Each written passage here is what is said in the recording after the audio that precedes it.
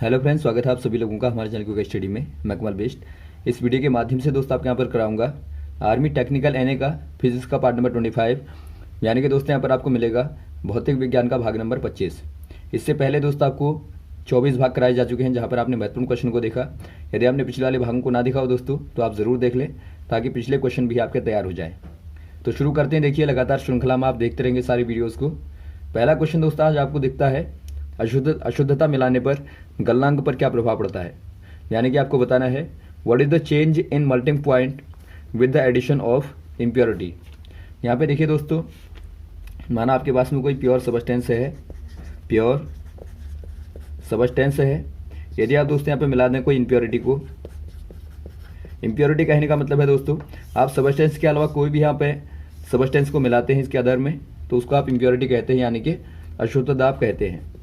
तो अशुद्धता को मिलाने से क्या होता है, देखिए जो इनके अंदर की दोस्तों पेयरिंग होती है, या फिर आप कह सकते हैं जो कॉन्सेंट्रेशन होता है सबस्टेंस का, कॉन्सेंट्रेशन होता है दोस्तों, वो क्या हो जाता है, डिक्रीज हो जाता है। या फिर आपके जो अंदर की बॉन्डिंग होती है, बॉन्डिंग दोस्तों वीक हो जाती है जब आप कोई बाहर से सबस्टेंस को मिलाते हैं।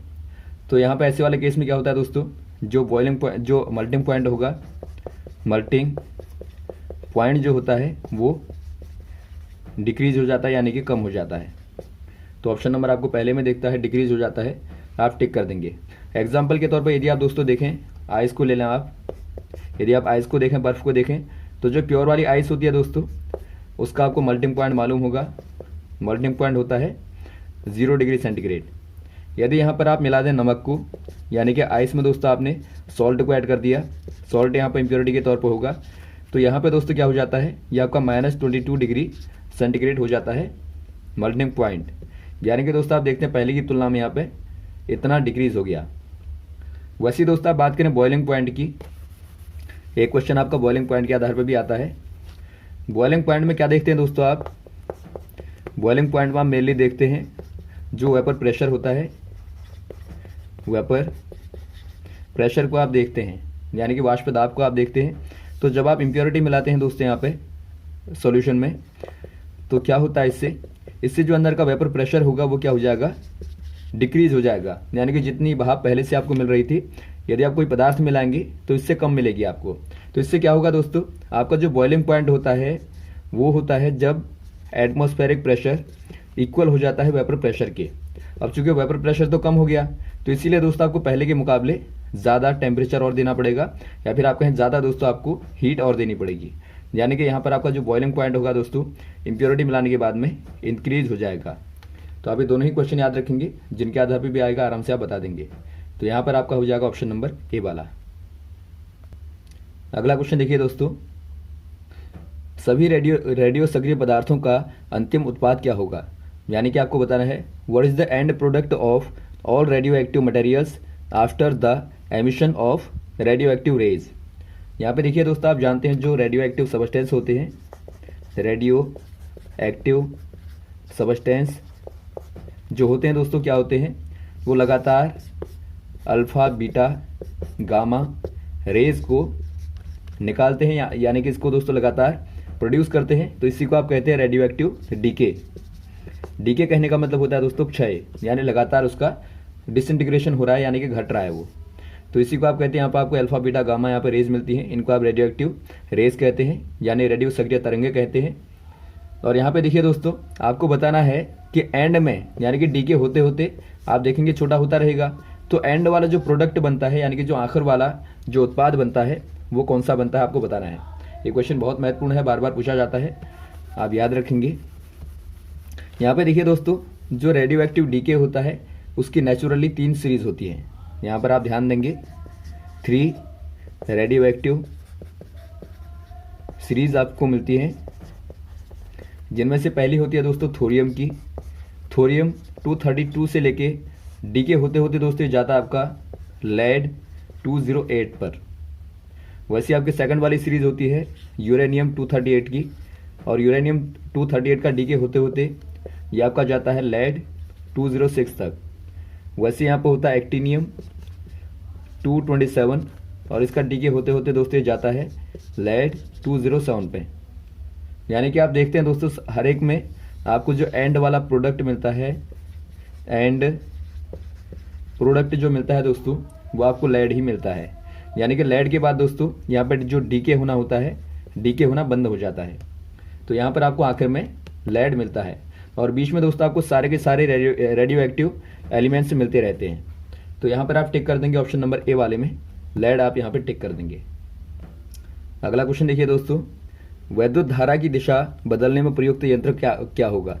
यानी कि आपको बताना है which instrument is used to change the direction or reverse the direction of electric current. यहाँ पे देखिए दोस्तों, जो इलेक्ट्रिक करंट होती है, इलेक्ट्रिक करंट जो होती है दोस्तों, उसकी डायरेक्शन को यानी कि दिशा को रिवर्स करने वाला कौन सा वाला इंस्ट्रूमेंट होता है। रिवर्स करने वाला कहें या फिर आप दोस्तों बदलने वाला कहें, विपरीत करने वाला, ये कौन सा वाला होता है इंस्ट्रूमेंट आपको बताना है। ये दोस्तों यहाँ पर होता है कम्यूटेटर। यहाँ पर आपको दिया गया है कम्यूटेटर। यदि आप हिंदी में देखें दोस्तों, आप इसको कहते हैं दिक् परिवर्तक, यानी कि दिशा को बदलने वाला जो होता है कम्यूटेटर होता है। इसका इस्तेमाल दोस्तों आप करते हैं जो डीसी मोटर होती है या फिर दोस्तों आप डीसी जनरेटरों में करते हैं। आप ध्यान देंगे डीसी में ही इसका इस्तेमाल होता है, ना कि एसी में। तो डीसी मोटर में आप इस्तेमाल करते हैं या डीसी जनरेटर में दोस्तों। ये कैसे कार्य करता है, ये दोस्तों एक प्रकार से रोटेटरी स्विच के तौर पर कार्य करता है। यानी एक प्रकार से आप कहेंगे दोस्तों, इस वर्क एज रोटेटरी मैकेनिकल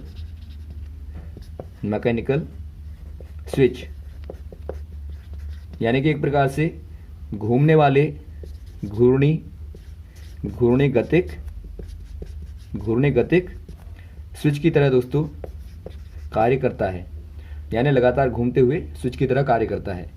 तो यही दोस्तों दिशा को बदलने का कार्य करता है। तो ऑप्शन नंबर आपका हो जाएगा यहाँ पे बी वाला कम्यूटेटर। वैसे आपका साइक्लोट्रॉन पे एक क्वेश्चन आता है। साइक्लोट्रॉन क्या करता है दोस्तों, इलेक्ट्रॉनों की जो एक्सेलरेशन होता है या फिर आपका उनकी जो वेलोसिटी होती है दोस्तों, स्पीड होती है, स्पीड को बढ़ा देता है।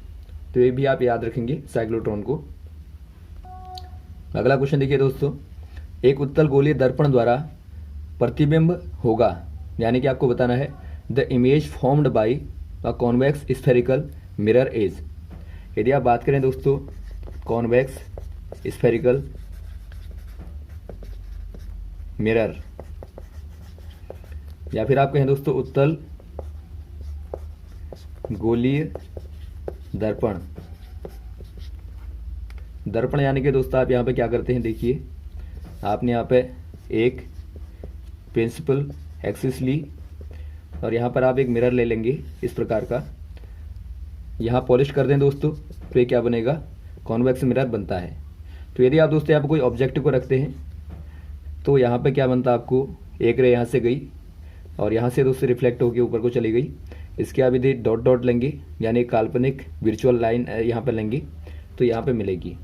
वैसे आप देखते हैं अन्य रेज यहाँ पर निकलती हैं, इस प्रकार से यहाँ पर निकलेंगी। तो यहाँ पे दोस्तों आपको लगभग यहाँ पीछे यानी बैक पोर्शन में क्या मिलती है, आपको एक इमेज मिलती है जो कि क्या होती है दोस्तों, ऑब्जेक्ट से स्मॉलर होती है, स्मॉलर इन साइज कहेंगे आप। और दोस्तों क्या होती है, एक प्रकार से वर्चुअल होती है, क्योंकि पीछे मिलती है तो आप क्या कहेंगे, ये दोस्तों वर्चुअल होती है यानी कि काल्पनिक होती है। तो आप कह देंगे दोस्तों ऑप्शन नंबर आपका डी वाला दिखता है, वर्चुअल यानी काल्पनिक आपको यहाँ पे मिलती है। ऑलवेज दोस्तों यहाँ पर जो कॉन्वेक्स मिरर होता है वहाँ पर आपको वर्चुअल इमेज ही मिलती है। यदि आप बात करें कॉन्केव की दोस्तों, तो कॉन्केव में आपको रियल भी मिलेगी दोस्तों, वहाँ पर आपको वर्चुअल भी मिलती है और वहाँ पर आपको सेम भी मिलती है। यहाँ पर यदि आप देखें, यदि आप कॉन्केव का केस लें यहाँ पे, तो कॉन्केव में यदि आप दोस्तों फोकस, जो मेन फोकस होता है, यहाँ पर आपका सेंट्रल पॉइंट होता है और यहाँ पर आपका जो मुख्य फोकस होता है, इससे पहले दोस्तों यदि आप ऑब्जेक्ट को रखते हैं तो इसकी इमेज आपको पीछे मिलती है जो कि बड़ी होती है वस्तु से और वर्चुअल होती है।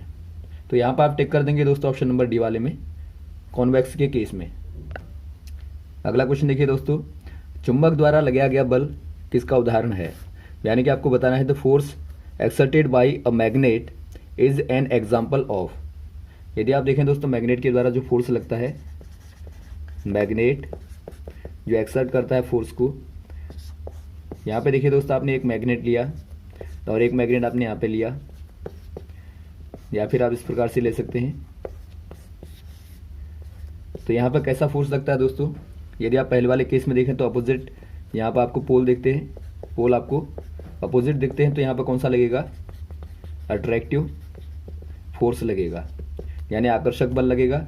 और वह यहाँ पे देखते हैं आप सेम पोल है, तो सेम पोल में क्या होता है दोस्तों, रिपल्सिव फोर्स आपको मिलता है, यानी एक प्रकार से प्रतिकर्षण बल मिलता है।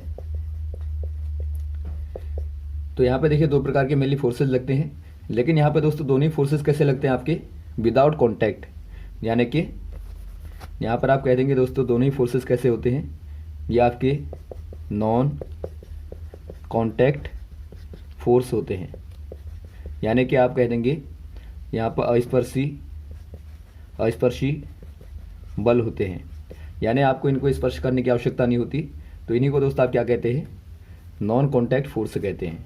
तो ऑप्शन नंबर आपका हो जाएगा बी वाला, असंपर्क बल। और वैसे आप बात करें दोस्तों जिनमें आपको हाथ लगाना पड़ता है, फॉर एग्जांपल आप लें जो मस्कुलर फोर्स होता है, यदि आप बात करें मस्कुलर फोर्स की, यानी पेशीय बल की बात करें, तो पेशीय बल में क्या करना पड़ता है दोस्तों, आपको हाथ लगाना पड़ता है, यानी कि आपको टच करना पड़ता है। तो यहाँ पर आप ध्यान देंगे नॉन कॉन्टैक्ट और कॉन्टैक्ट वाले में। अगला क्वेश्चन देखिए दोस्तों, निम्न में कौन असत्य है, यानी कि आपको बताना है which of the following is false. यहाँ पे देखिए दोस्तों आपको साउंड के केस में बताना है कौन सा वाला यहाँ पे असत्य है। यहाँ पर आपको दिया गया है sound waves are dash waves, यानी कि आपको बताना है ध्वनि तरंगे डैश तरंगे होती हैं। कौन सी तरंगे होती हैं दोस्तों, यदि आप बात करें साउंड वेव्स की, यानी ध्वनि तरंगों की, ध्वनि तरंगों की क्या खासियत होती है दोस्तों, इनको पहली बात है मीडियम चाहिए होता है, मीडियम यहाँ पर रिक्वायर होता है, यानी कि दोस्तों इनको माध्यम की आवश्यकता होती है, बिना माध्यम के ये गमन नहीं करती हैं। तो जिनको माध्यम की आवश्यकता होती है उनको आप क्या कहते हैं दोस्तों, मैकेनिकल वेव्स कहते हैं, यानी कि एक प्रकार से आप इनको यांत्रिक तरंगे कहते हैं। और यांत्रिक तरंगों का ही एक टाइप होता है दोस्तों जो कि आप कहते हैं लॉन्गिट्यूडनल, लॉन्गिट्यूडनल आप कहते हैं, यानी आप इसको दोस्तों कहते हैं अनुदैर्ध्य तरंग, अनुदैर्ध्य तरंग। ये कौन सी तरंगें होती हैं दोस्तों, जो कि जिनका प्रोपगेशन, यहाँ पर आप ध्यानपूर्वक देखेंगे, जिन वेव्स का दोस्तों जो प्रोपगेशन होता है वो मीडियम के पैरेलल होता है। यानी कि आप एक रस्सी को देखते हैं, यदि आप रस्सी को यूँ झटकें दोस्तों तो आप देखते हैं पैरेलल क्या होता है उसका, एक प्रकार से वेव्स का वाइब्रेशन होता है, यानी कि जो प्रोपगेशन होगा, प्रोपगेशन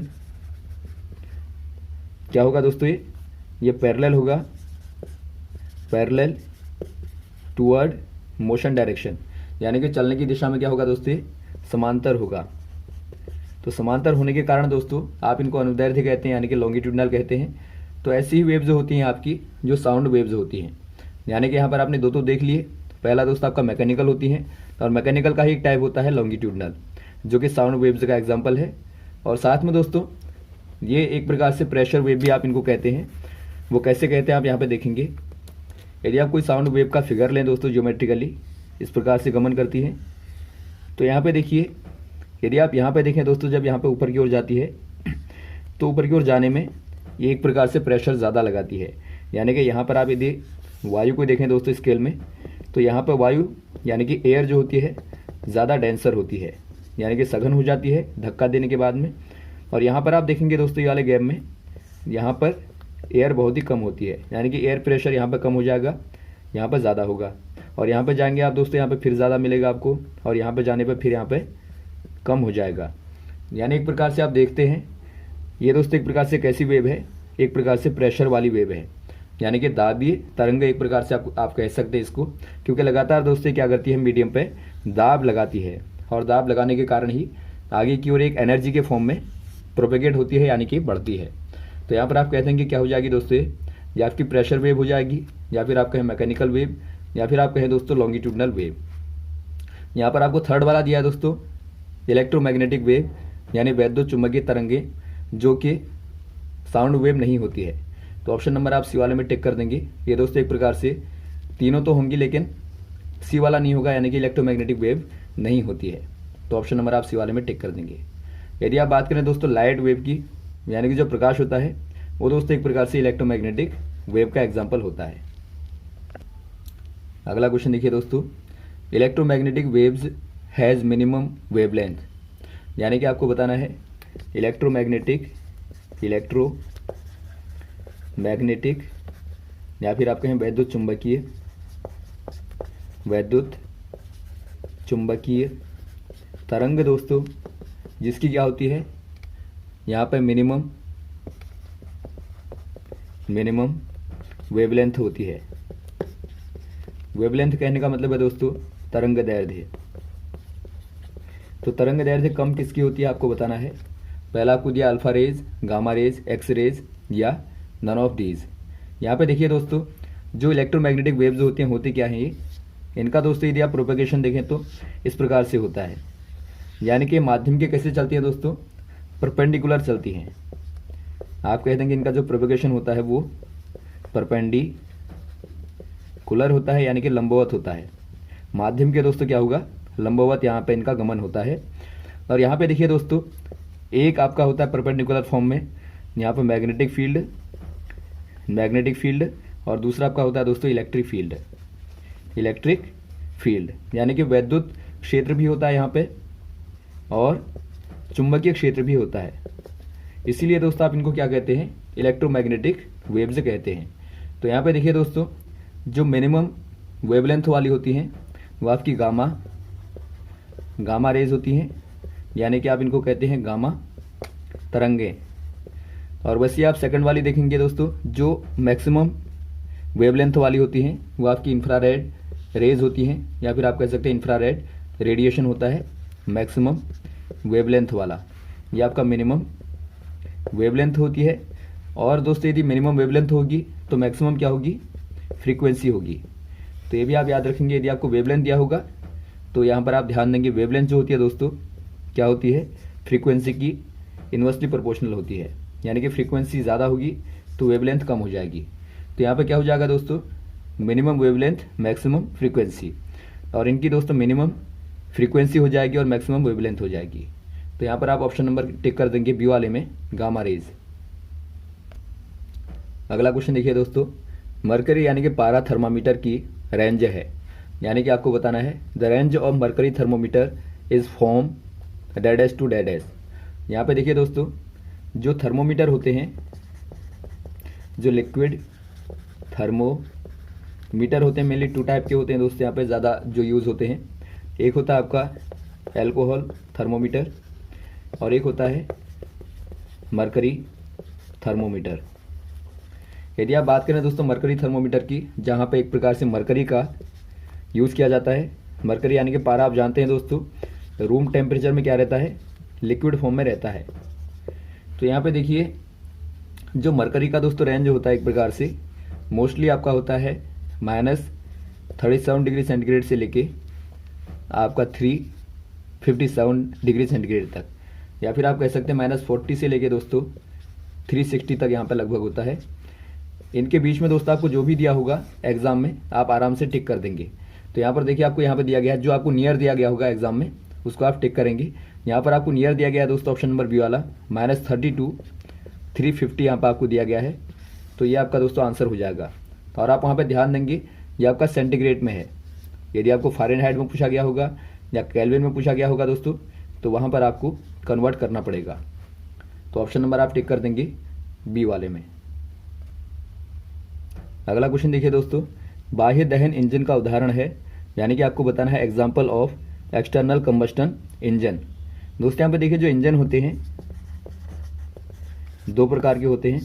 एक आपका होता है दोस्तों एक्सटर्नल कंबस्टन इंजन और सेकंड वाला होता है इंटरनल